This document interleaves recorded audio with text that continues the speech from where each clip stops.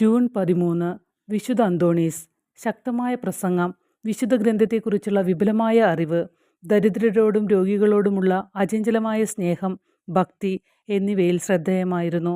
വിശുദ്ധ അന്തോണീസ് സഭാചരിത്രത്തിലെ ഏറ്റവും വേഗത്തിൽ വിശുദ്ധനായി പ്രഖ്യാപിക്കപ്പെട്ട വിശുദ്ധന്മാരിൽ ഒരാളായിരുന്നു. പോർച്ചുഗീസ് സുവിശേഷവൽക്കരണത്തിലൂടെ അദ്ദേഹത്തിൻ്റെ പ്രശസ്തി പടർന്നു.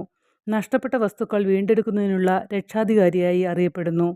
1195 ഓഗസ്റ്റ് 15 പോർച്ചുഗലിൽ ഒരു സമ്പന്ന കുടുംബത്തിൽ ജനിച്ചു. 15-ാം വയസ്സിൽ പിതാവിനെ നിരാശപ്പെടുത്തിക്കൊണ്ട് വിശുദ്ധ അഗസ്റ്റിൻ്റെ കാനസ് റെഗുലറിൽ ചേർന്ന ആന്റണി 1210 ലിസ്ബണിലെ വിശുദ്ധ വിൻസെന്റിൻ്റെ മഠത്തിൽ പ്രവേശിച്ചു.